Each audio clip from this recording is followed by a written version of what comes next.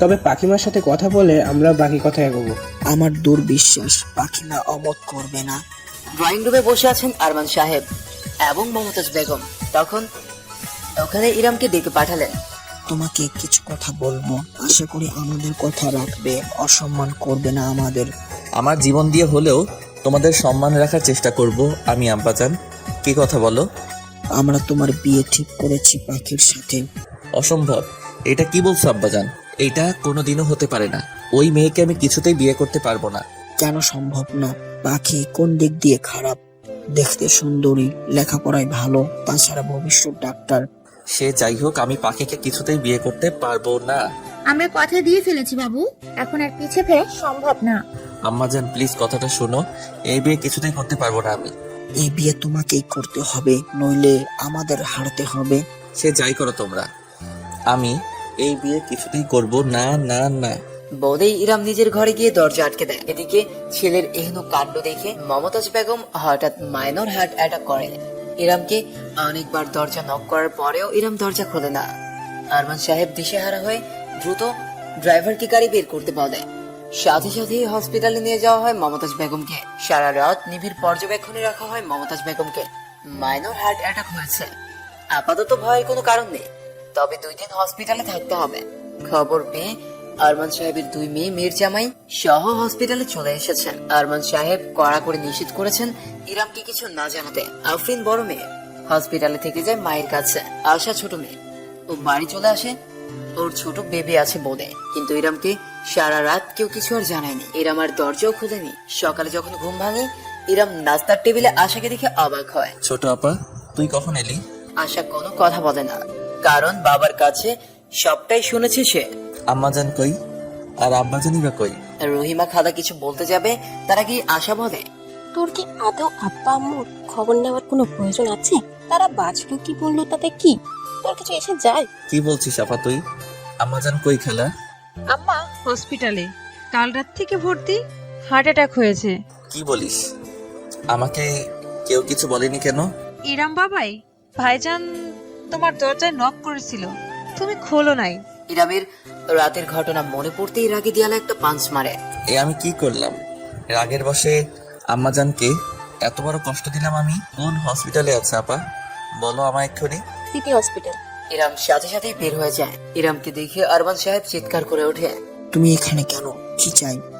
আব্বাজান এমন করে কেন বলছো? আমি খুব সরি, প্লিজ আম্মাজানের কাছে যেতে দাও আমায়। বলেই ইরাম কেবিনের ভিতরে ঢুকে গেল। গিয়ে দেখে মমতাজ বেগম আছোয়া হয়ে বসে আছে। পাশেই আফরিন বসে মাকে স্যুপ খাওয়াচ্ছে। মমতাজ বেগম ইরামকে দেখে মুখ ঘুরিয়ে নেয়। ইরাম কান্না করতে করতে মায়ের পা ধরে বসে পড়ে। আম্মাজান আমি খুব খুব সরি, আমায় তুমি ক্ষমা করে দাও প্লিজ। মমতাজ বেগম চোখের জল ফেলে। আরফিন, ওকে চলে যেতে বল, ওর মা কাল রাতেই মারা গেছে। না প্লিজ আম্মাজান, এভাবে বলো না। তোমরা যা বলবে আমি তাই করব, তবু প্লিজ আমায় এত বড় শাস্তি দিও না। আমি পাখিকে বিয়ে করতে রাজি। মমতাজ বেগমের মুখে হাসি ফুটল। তিনি ছেলেকে বুকে জড়িয়ে নিলেন। পাখি এক্সাম শেষ করে বাড়ি গেছে। মিলি বেগম পাখি আর ইরামের বিয়ের কথা পাখিকে জানায়। পাখি শুনে রেখে অগ্নিমূর্তি ধারণ করে। অসম্ভব, ওই ছেলেকে সে মোটেও বিয়ে করবে না। পৃথিবীতে যদি বিয়ে করার মতো একটা মাত্র ছেলে অবশিষ্ট থাকে, আর সেই ছেলেটা যদি ইরাম হয়, তবুও সে ইরামকে বিয়ে করবে না। তার এক কথা, বিয়ে যদি দিতেই হয় তাহলে যে কারো কাছে দাও, চোখ বন্ধ করে নিব। কিন্তু ওই ছেলে না।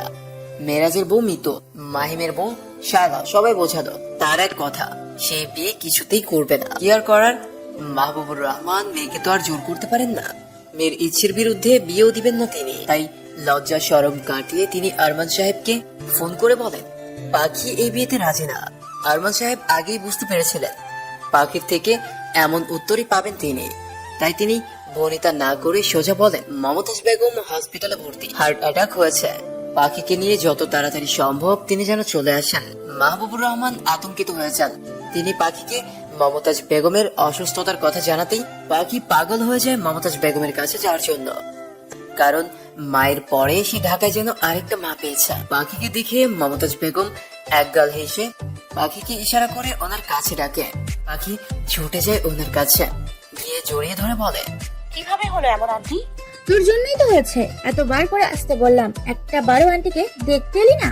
খুব খুব সরি আন্টি, আমার ভুল হয়ে গেছে, আর এমন হবে না। আর যেন এরম করতে না পারি সেই ব্যবস্থাই করেছি, তোকে সারা জীবন আমার কাছে রেখে দিব।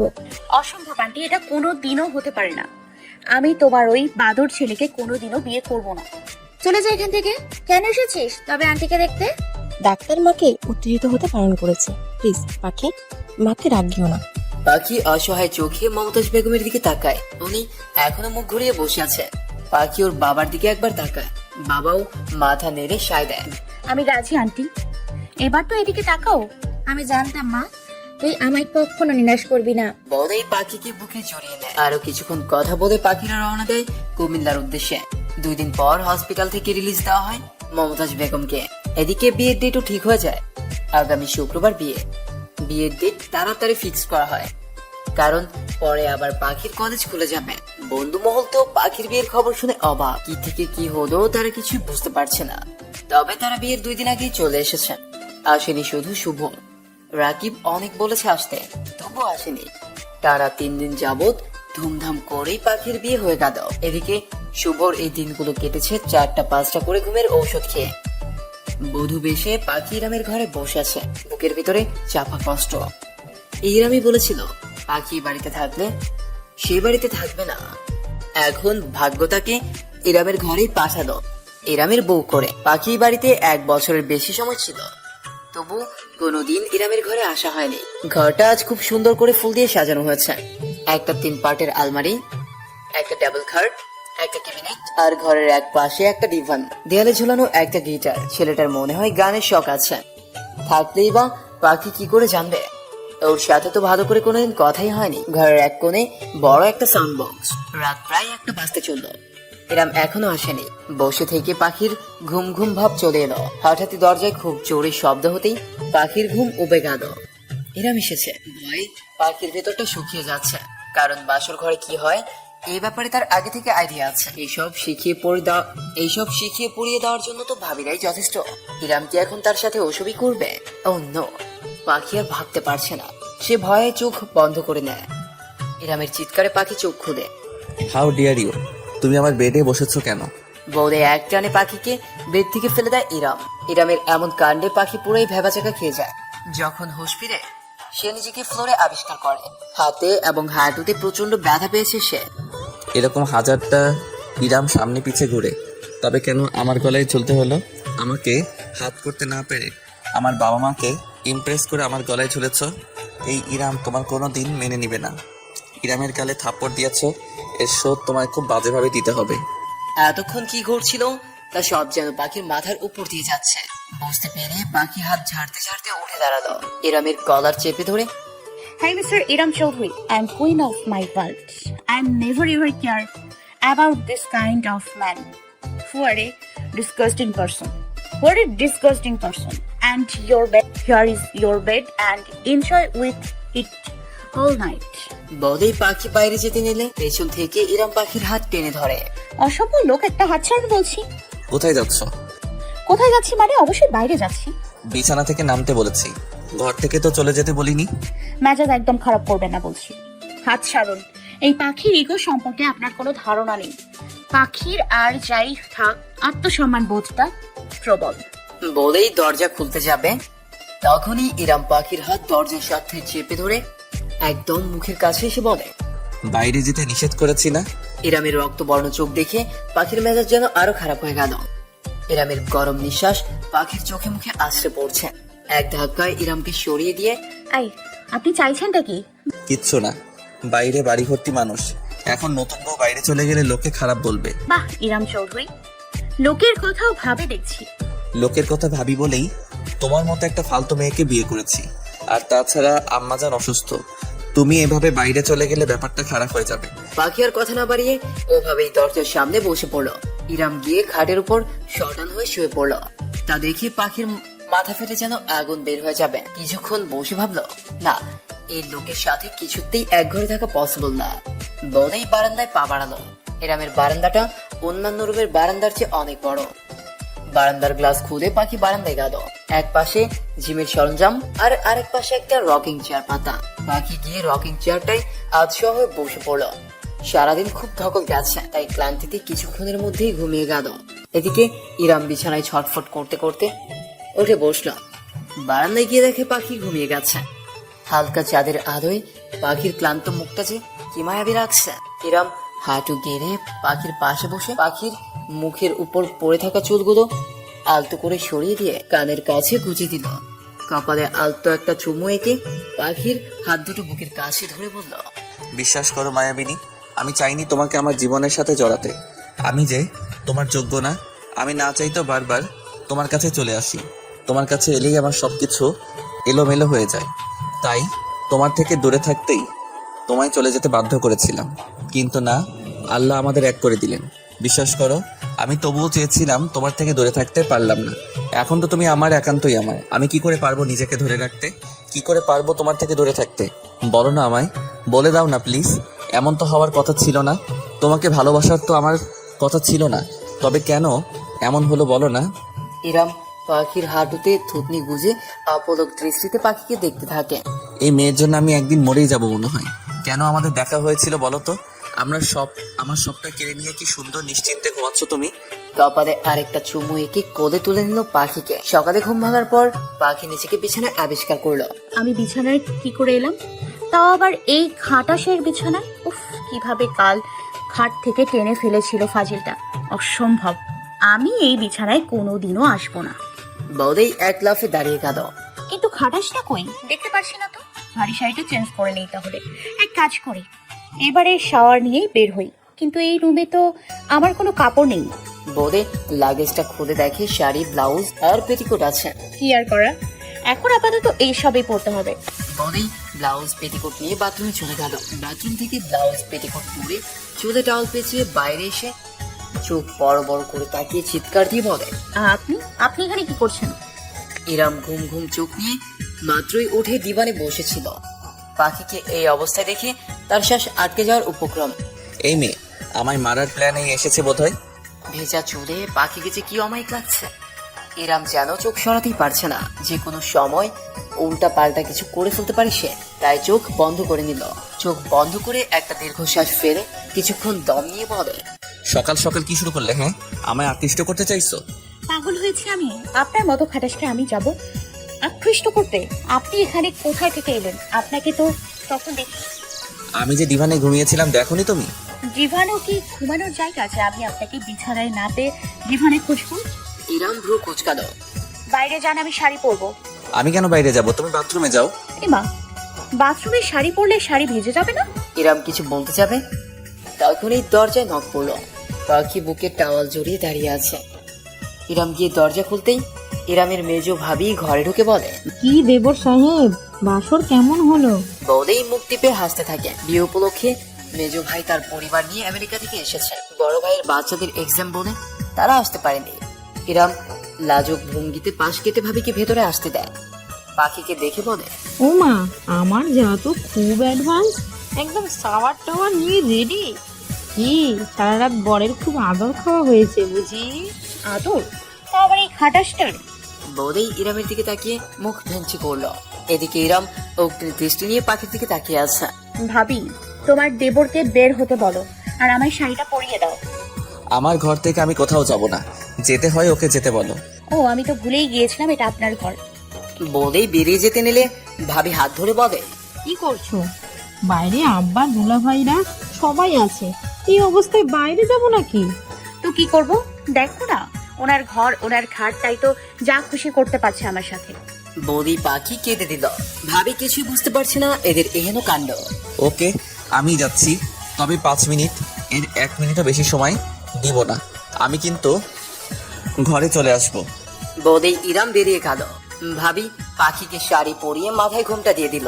ঠিক 5 মিনিট পর ইরাম ঘরে ঢুকলো। পাখিকে দেখে সে ঝিওবা দিয়ে ঠোঁট ভিজিয়ে ছোট্ট একটা ঢোক গিলে নিজেকে কন্ট্রোল করার চেষ্টা করলো। চলো চলো, বাইরে সবাই অপেক্ষা করছে। বৌদি পাখির হাত ধরে টানতে টানতে ভাবি ওকে বাইরে নিয়ে গেল। ইরাম পাখির যাওয়ার পথে তাকিয়ে থেকে ভাবলো, না চাইতেও তুমি আমার জীবনে এলে, জানি না কতদিন নিজেকে ধরে রাখতে পারবো। বৌদি পকেট হাত দিয়ে চোখ বন্ধ করে বড় একটা নিঃশ্বাস নিল। তারপর বাথরুমে চলে গেল। একবারে শাওয়ার নিয়ে বেরিয়েছে। ড্রয়িং রুমে সবাই বসে আছে। পাখি লম্বা ঘুমটা টেনে বউ বউ ভাব নিয়ে বসে আছেন। আঙ্কেল আন্টির সামনে তার কেমন যেন লজ্জা লজ্জা লাগছে। কত আপন কত কাছের মানুষের সামনে আজ বউ বউ ভাব নিয়ে বসে থাকতে হচ্ছে, তাই লজ্জা করছে। পাখির কাছে এসে বসেছেন। কাকিন্স, তোমায় তো হেপি লাগছে, কাকাই তো পাগলই হয়ে যাবে। বলে পাখির বাহুতে হালকা ধাক্কা দেয়। পাখি মুচকি হাসে। ইরাম এসে বসেছে সবার সাথে। সবাই সন্ধ্যার রিসেপশন পার্টির ব্যাপারে কথা বলছে। ইরাম শুধু পাখিকেই দেখছে। কাকাই তো তোমার থেকে চোখই সরাতে পারছে না কাকিন্স। বলতেই পাখি ইরামের দিকে তাকায়। হালকা ভেজা চুল, ব্লু জিন্সের সাথে হোয়াইট টি শার্ট পরেছে। দেখে যে কোনো মেয়ে প্রেমে পড়ে যাবে। লোকটা কি পাগল টাগল হয়ে গেল নাকি? এভাবে কি দেখছে? সারাক্ষণ খ্যাট খ্যাট করে আর সবার সামনে এসে কি বিহারপনাটাই না করছে। রিসেপশনের অনুষ্ঠান শুরু হবে কিছুক্ষণ পরে। পাখিকে সাজাতে পার্লার থেকে লোক আসছে। পাখি আগেই বলে রেখেছে, বেশি মেকআপ দিয়ে ভূত বানিয়ে দেবেন না, তুলতে কষ্ট হয়। পাখির কথা শুনে সবাই এসে দেয়। পাখিকে একটা ব্লু কালারের লেহেঙ্গা পরানো হয়। ইরামোর সাথে ম্যাচিং করে ব্লু কালার প্যান্ট, সাদা শার্ট আর তার উপর ব্লু কালার ব্লেজারটা পরে নেয়। দেখতে পরেই রাজপুত্র মনে হচ্ছে। বিয়ে বাড়িতে সবার মুখে এক কথা, বর বউ দুজনকে খুব মানিয়েছে। পাখির বাড়ির লোক সবাই এসেছে। ইরামের বন্ধুরাও সবাই এসেছে। ইরাম তার সব বন্ধুদের সাথে পাখিকে পরিচয় করিয়ে দেয়। পাখিও হাসি মুখে সবার সাথে কথা বলে। পাখির বন্ধুরাও এসেছে। আসেনি শুধু শুভ। কি হলো শুভ? ও কি সত্যি সত্যি সিরিয়াস ছিল? তোর বলটা কিন্তু সেই হয়েছে রে। বলবো তোর বিএসকে। দেখছিস কনা, এখনই বরকে আগলে রাখছে। বলেই তিনজন একসাথে হেসে ওঠে। পার্টি শেষ। সবাই মোটামুটি চলে গেছে। একে গেছে শুধু মাহিমের বউ আর মিরাজের বউ। পাখিদের কাল ওদের সাথে নিয়ে একবারই কুমিল্লায় ফিরবে। রাতে ঘুমানোর আগে বাঁধলো বিপত্তি। পাখি কিছুতেই ইরামের রুমে ঘুমাবে না। কাল খাট থেকে ওভাবে ফেলে দিয়েছে। পাখি এই অপমান কোনোদিনও ভুলবে না। অসম্ভব, ওই ইরাম হাটাসের রুমে যাব না না না। আফরিন, আশা ও ইফাদের বউ নিহা কোনো মতে বুঝিয়ে শুনিয়ে রাজি করালো ও ঘরে যেতে। ওদিকে ইরাম অপেক্ষা করছে পাখির জন্য। এখনো কেন আসছে না? কাল রাতে ওরকম ভাবে পাখিকে খাট থেকে ফেলে দেওয়া ঠিক হয়নি। সরি পাখিটা, তোমার থেকে দূরে থাকতে এমনটা করেছি। কিন্তু আমি যে পারছি না তোমার থেকে দূরে থাকতে। কি নেশায় পাগল করলে আমায়। তোমার কাছেও আসতে পারছি না, আর দূরে থাকা তো অসম্ভব। কেমন যেন দম বন্ধ লাগছে। পাখি কি সত্যিই আসবে না? ওকে না দেখে আমি ঘুমাবো কি করে? ভাবতেই বুকের বা পাশটা ছিনছিন করে উঠছে। ইরাম বুকে হাত দিয়ে বেডে বসে পড়ে। দরজায় শব্দ হতেই দেখে আশা পাখিকে নিয়ে আসছে। প্রাণটা যেন ফিরে পায় ইরাম। ঠোঁটের কোণে হালকা হাসির রেখা ফুটে ওঠে। পাখি আর চোখে তাকিয়ে দেখে পাগল লোকটার কাণ্ড। কি রে ভাই, তুই পাখিকে কাল খাট থেকে ফেলে দিলি কেন? তো কি করব? তোরা আমার খাটে ওকে সাজিয়ে বসিয়ে রেখেছিলি, তো আমি ঘুমাবো কোথায়? ঘুমাবি কোথায় মানে? খাটটা কি ছোট? দুইজন শোয়া যায়। মানে কি, আমি একটা মেয়ের সাথে ঘুমাবো? তাও আবার এই অহংকারী বদমেজাজি মেয়ের সাথে? কি বলিস এইসব? পাখির অহংকারী? তা নয় তো কি, আমি এই মেয়ের সাথে বিছানা শেয়ার করতে পারবো না। এইটা কোনো কথা? ও তোর বউ হয়। কিসের বউ? আমি মানি না। কথাটা পাখির খুব লাগলো, তাই সে আশাকে বলে। হয়েছে এবার ছোট আপা, খুশি তো তোমরা? বলেই পাখি চলে যেতে নিলে আশা হাত ধরে বলে, দাঁড়াও পাখি, শোনো ভাই, আম্মু অসুস্থ, বাসা ভর্তি মেহমান, তাও আবার পাখির বাড়ির লোকজন আছে। প্লিজ সিন ক্রিয়েট করো না তো। আর পাখি, তোমাকেও বলছি, আম্মার কথা ভেবে দুইজনে বিয়েটা করছো। এখন দুজনে যদি এভাবে ছেলে মানুষই করো তাহলে কিভাবে হবে বলো? বলেই আশা চলে গেল। পাখি আশার চলে যাওয়ার দিকে তাকিয়ে আছে। সত্যিই তো, ও তো জানতোই হাটাসটা এমন। আন্টির কথাই তো বিয়েটা করতে রাজি হয়েছিলাম। এখন তো যা হবে তা আমার সহ্য করতেই হবে। কিন্তু পাখি ভাবছে, শুধু কি ওই থাপ্পড়টা দেওয়ার জন্যই ইরাম এমন করছে?